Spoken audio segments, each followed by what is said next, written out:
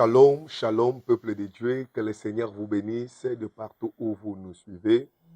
Nous sommes encore là dans vos maisons pour vous apporter la bonne nouvelle dans ces temps de la fin. Oui, certainement nous traversons ce moment de la fin, raison pour laquelle, étant que des sentinelles, nous avons l'obligation de vous avertir, nous avons l'obligation de vous interpeller par des messages prophétiques. Parce que le rôle d'une sentinelle, c'est de préparer l'épouse du Seigneur. Nous sommes là pour veiller. Nous sommes là pour crier s'il s'agit de crier. Nous sommes là, bien-aimés dans le Seigneur, pour sonner de la trompette. Parce que nous croyons qu'à très bientôt, l'Église sera enlevée. Alors, avant l'enlèvement de l'Église, nous étant que des sentinelles, nous avons l'obligation de veiller, bien-aimés dans le Seigneur. Parce qu'autour de la litière de Salomon, il y avait des 60 vaillants bien armés et qui étaient là pour protéger la litière. Et nous croyons que dans ces temps de la fin, le ministre de l'Évangile sont comme des vaillants qui sont autour de l'assemblée pour protéger l'enseignement et préparer l'épouse du Seigneur à l'enlèvement. Que le Seigneur vous bénisse. Nous voulons, bien aimer dans le Seigneur, partager un moment très important parce qu'il y a un sujet très important que nous voulons partager. C'est une pensée tellement prophétique, raison pour laquelle, bien aimé dans le Seigneur, nous vous prions de bien vouloir nous suivre avec attention. Et ne manquez pas à nous poser des questions si vous avez des questions par rapport à notre enseignement et que vous voulez avoir une lumière, bien que le temps, bien aimé, est difficile, vraiment, il y a médias, mais n'hésitez pas à nous écrire. Si vous avez des questions, nous serons vraiment disponibles ou à votre disposition pour répondre à vos préoccupations. Que le Seigneur vous bénisse. Vraiment, je vous en prie, nous voulons prier pour déjà commencer notre enseignement. Seigneur, merci pour ta grâce. Nous comprenons, Père éternel, que seules les Écritures qui ont moyen par lequel tu peux nous permettre de connaître ta pensée. Révèle et explique-nous ta pensée, Jésus-Christ. Je prie pour tout celui qui va nous écouter. Laisse que la parole, Seigneur, de cette soirée, laisse que la parole de cette matinée pour les autres apporte la véritable lumière à ton peuple. Nous sommes dans notre voyage du départ. Nous avons besoin de ta grâce, Seigneur. Sans ta grâce, nous ne pourrons pas arriver jusqu'à notre Canaan. Pour que nous puissions arriver, Seigneur, nous avons besoin de toi. Viens, Père éternel, enseigne-nous, instruis-nous, explique-nous, Seigneur, tes bégaiements et donne-nous la vraie pensée. Au nom du Seigneur Jésus, ainsi nous avons prié. Amen. Que le Seigneur vous bénisse. Laisse que cet enseignement que nous venons d'annoncer, que nous voulons enseigner, puisse apporter, bien-aimés, la guérison, le salut, la santé, la restauration de tous ceux qui ont des problèmes. Shalom, que le Seigneur vous bénisse. Oui, bien-aimés dans le Seigneur, nous voulons partager aujourd'hui sur un thème qui est très important. Et le thème que nous allons exploiter aujourd'hui, nous allons l'étudier dans notre écriture des Juges chapitre 6, dans le verset 36 jusqu'au 40e verset. Je crois pour les gens qui nous suivent, je crois que vous avez vos Bibles. Alors vous pouvez ouvrir déjà avec moi dans le livre des Juges chapitre 6, le verset 36 jusqu'au 40e verset. Je lis la parole du Seigneur. Il est écrit, Gédéon dit à Dieu, si tu veux délivrer Israël par ma main, comme tu l'as dit, voici, je vais mettre une toison de laine dans l'air. Si la toison seule se couvre des rosées et que tous les terrains restent secs, je connaîtrai que tu délivreras Israël par ma main, comme tu l'as dit. Et il arriva ainsi les jours suivants, il se leva de bon matin, pressa la toison et en fit sortir de la rosée qui donna de l'eau plein une coupe. Gédéon dit à Dieu, que ta colère ne s'enflamme point contre moi et je ne parlerai plus que cette fois-ci. Je voudrais seulement faire encore une épreuve avec la toison, que la toison seule reste sèche et que tous les terrains se couvrent de la rosée. Et Dieu fit ainsi cette nuit-là. La toison seule resta sèche et tous les terrains se couvrirent des rosées. La parole du Seigneur, que le Seigneur ajoute l'explication dans sa parole. Jésus revient bientôt et nous sommes au temps de la fin. Bien-aimés dans le Seigneur, le thème que nous voulons exploiter, nous allons l'intituler la toison. Oui, nous voulons partager sur la toison. Pourquoi, bien-aimés dans le Seigneur, nous voulons partager sur la toison? J'aime souvent dire que les écritures des prophètes ne sont que des bégaiements. Les écritures des prophètes bien-aimés sont tellement très compliquées parce que notre thème, je l'intitule « Le mystère de la toison ». Déjà, en parlant sur le mystère n'est pas quelque chose qui est normal. Le mystère, c'est toujours quelque chose qui est compliqué. Raison pour laquelle, bien-aimé, lorsque nous sommes devant un mystère, ça veut dire qu'on a besoin d'avoir une explication très claire. Pourquoi? Parce que le mystère, c'est un langage très compliqué. Raison pour laquelle vous allez comprendre que quand le mystère n'est pas expliqué, l'homme ne peut pas vivre l'éclaircissement et l'homme ne peut pas entrer dans le procédure du salut. Pourquoi? Parce que vous remarquez avec moi que aussi longtemps, Joseph se retrouve dans la prison. Si Joseph est dans la prison et que le panetier et les chansons du roi continuent dans la même prison, Joseph ne peut pas avoir l'assurance de quitter la prison. Pourquoi? Parce que l'assurance de Joseph pour quitter la prison, c'est lorsqu'il est en présence de ces deux serviteurs du roi. Or, ces deux serviteurs du roi, vous allez comprendre qu'ils incarnent en eux aussi une pensée très prophétique. Pourquoi? Parce que Joseph, dans la prison, il va se retrouver avec les panetiers et il va aussi se retrouver avec les chansons. Or, les panetiers, c'est celui qui portait les pains chez le roi. Les panetiers étaient censés de faire du pain pour la maison royale. Cependant, les chansons étaient censées d'apporter le vin vers les rois. Donc, la coupe du roi, oyazo mêlé la vino, moutako memangwe zalakande les chansons. Donc, à Joseph dans la prison, azalakande na et chansons, pe azalakana panetier. Or, dans la réalité, les panetiers représentent aussi le pain. Mais vous allez remarquer, lorsque ces deux personnes ont eu une vision dans la prison, il faut pas y aller pas y a Joseph. Or, dans la réalité, la sortie de Joseph dans la prison dépend de l'explication et du songe de ces deux gens. Que le Seigneur vous bénisse. C'est ça la beauté des écritures des prophètes. Donc, en d'autres termes, quand les chansons ont eu un songe, il faut qu'ils viennent vers Joseph. Et les panetiers aussi, lorsqu'il va écouter l'interprétation du songe des chansons par Joseph, c'est en ce moment-là qu'il va aussi prendre les songes pour donner à Joseph. Maintenant, quand les panetiers expliquent à Joseph, il raconte à Joseph les songes, Joseph va commencer à l'expliquer que non, dans 3 jours, Pharaon te fera sortir. Ici maintenant, je suis dans Genèse chapitre 40. Il dit dans 3 jours, Pharaon te fera sortir dans la prison, mais quand tu sortiras dans la prison, tu sortiras pour aller mourir. Donc nous comprenons que si les panetiers ne sortent pas dans la prison pour aller mourir, les chansons ne seront plus présentées avec la coupe devant Pharaon. Donc en d'autres termes, ces deux personnes cachent des langages très prophétiques. Parce que le panetier représente le pain parce qu'il est le faiseur du pain. Et les chansons représentent le vin. Or, dans la réalité, le vin représente aussi le sang. Pourquoi? Parce que Jésus ne pouvait pas retourner vers le Père si le pain n'est pas brisé. Or, vous allez comprendre qu'il faut que les chansons accoufent pour que aussi, il faut plutôt les panetiers accoufent pour que les chansons soient présentées vers les rois. Or, quand les panetiers mourront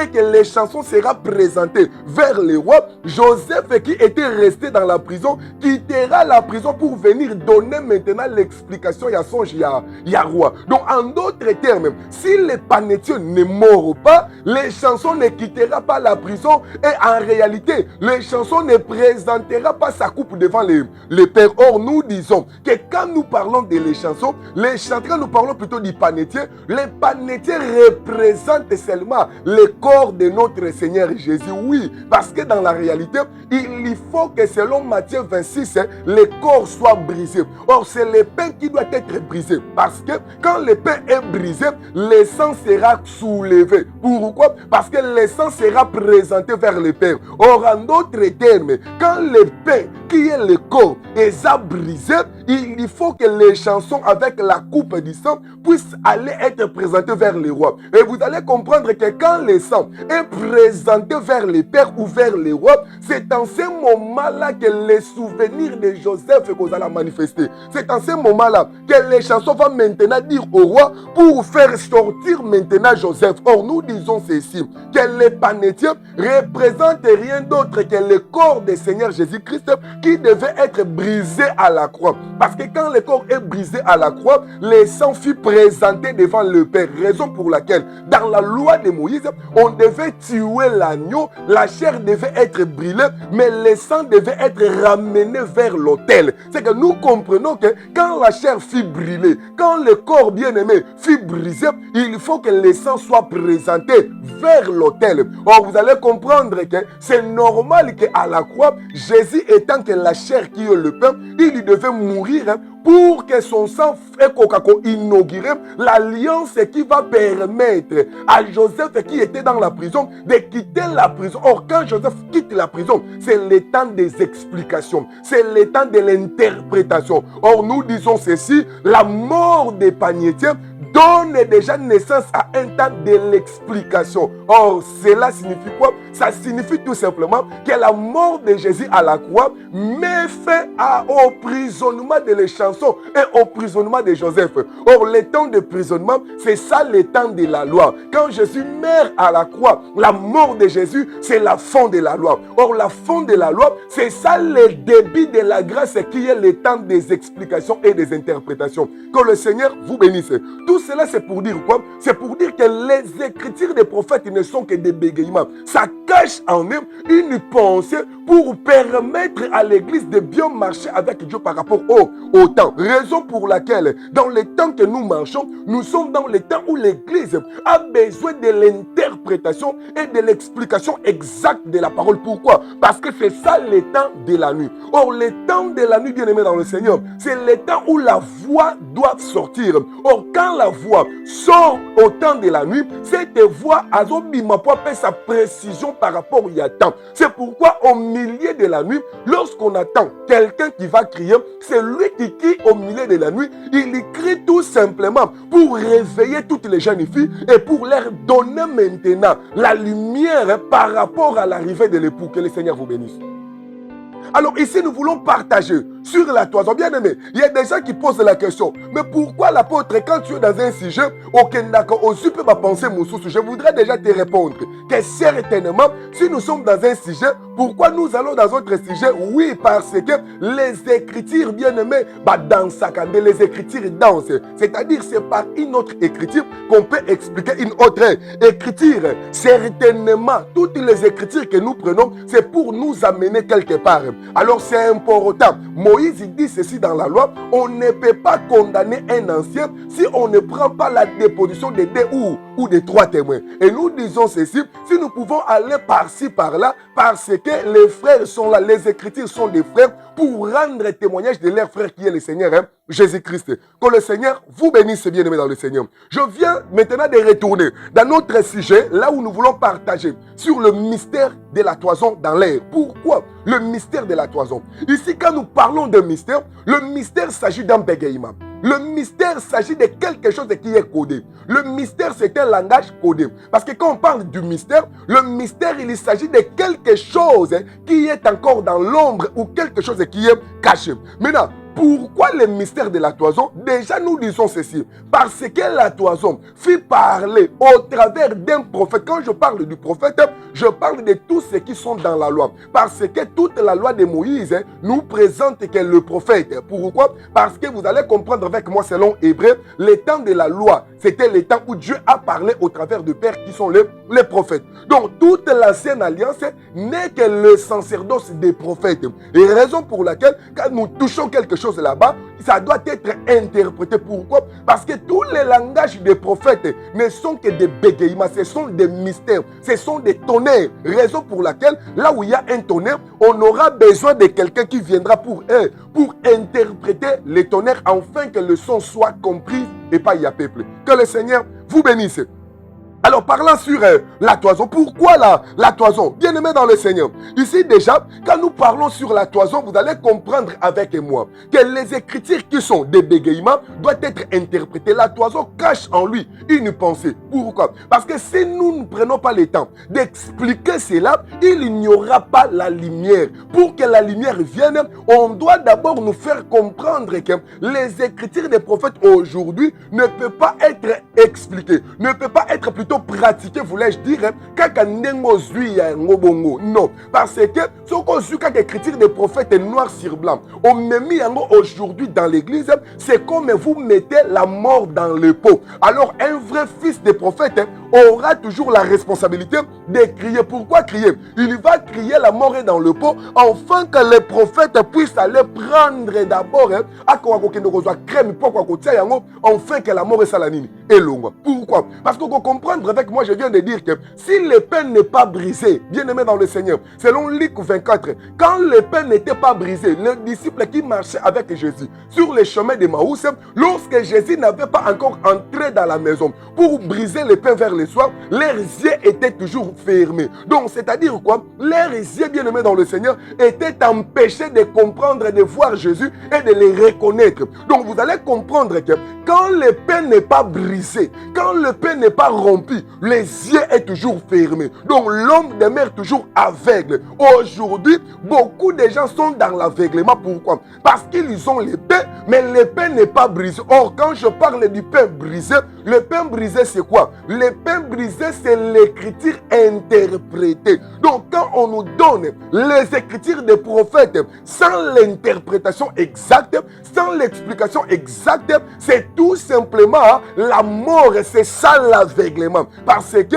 l'écriture des prophètes sans l'interprétation, ce sont des écailles sur les yeux des hommes. Raison pour laquelle, quand Christ a fait entrer les disciples dans la maison, raison pour laquelle que l'interprétation ne se fait pas à l'extérieur de la maison.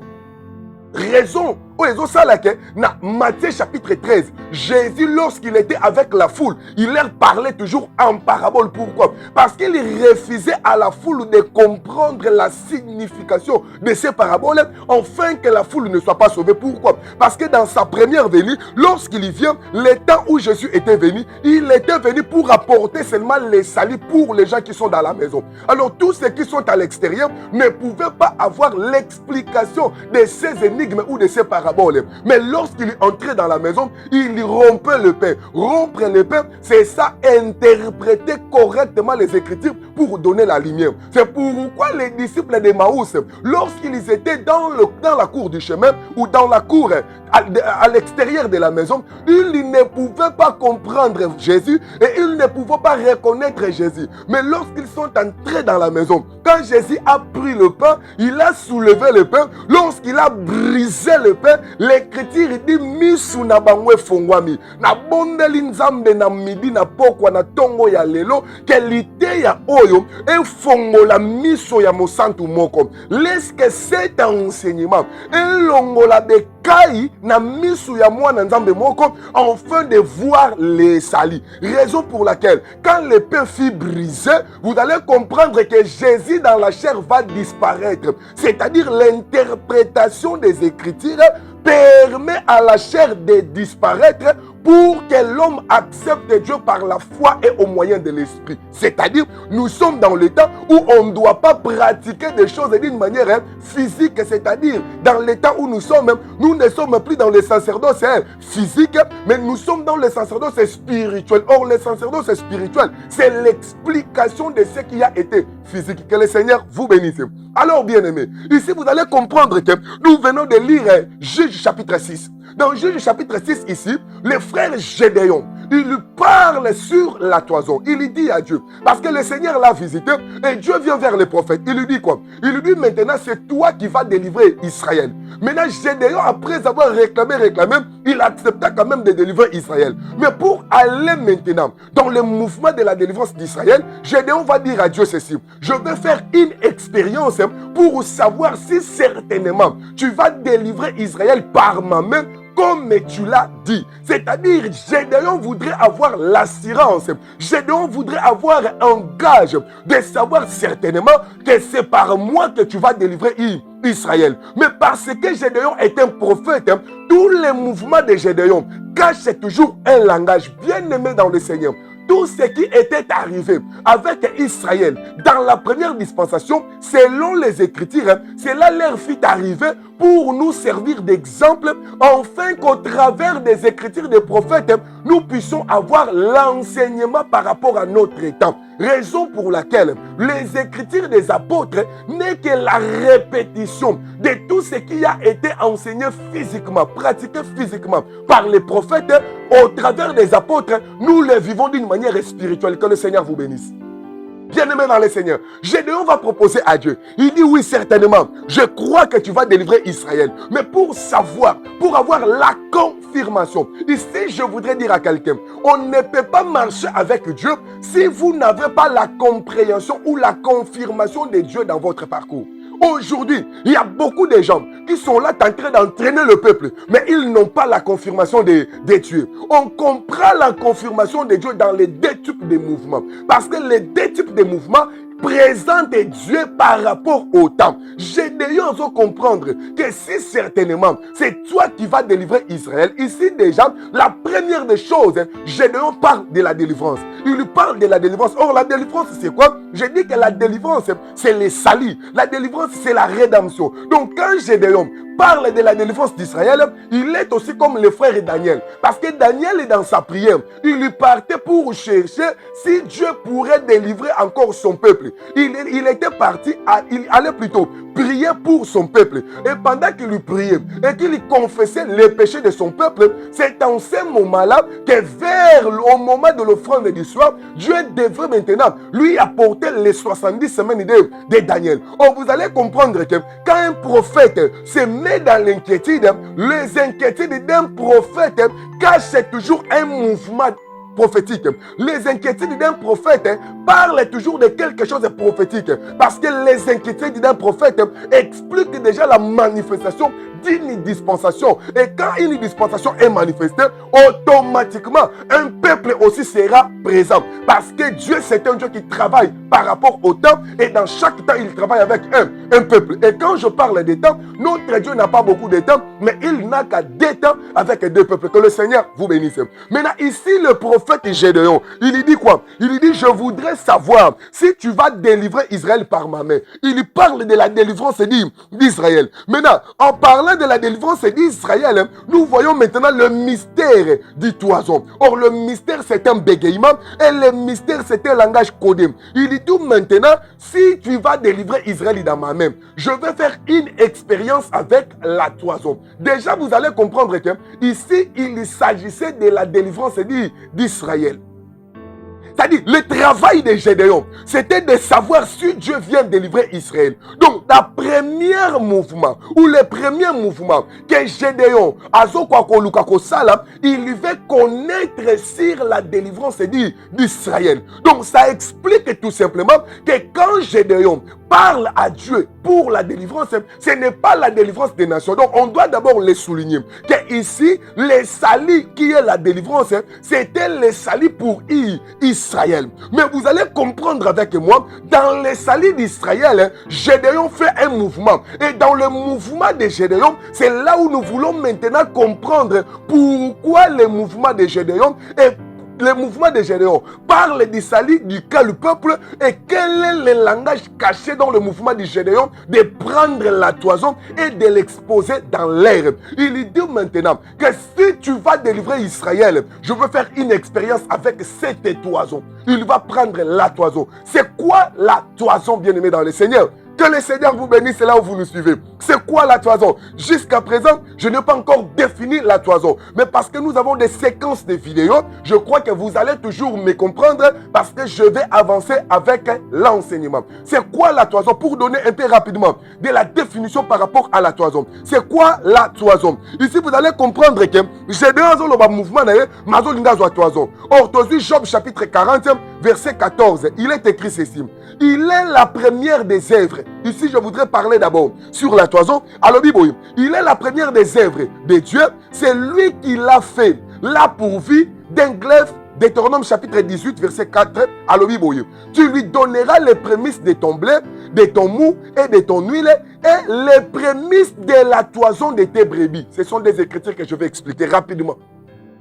C'est quoi la toison? Selon Deutéronome chapitre 18, verset 4, il dit que, je vais prendre seulement la dernière paragraphe, il dit tu lui donneras l'offrande ou la prémisse La prémisse, je crois, il dit les prémices de ton blé, il a cité. Et après, il va dire la prémisse de la toison de tes brebis. Donc ici, selon Deutéronome, la toison c'est quoi? La toison c'est une prémisse.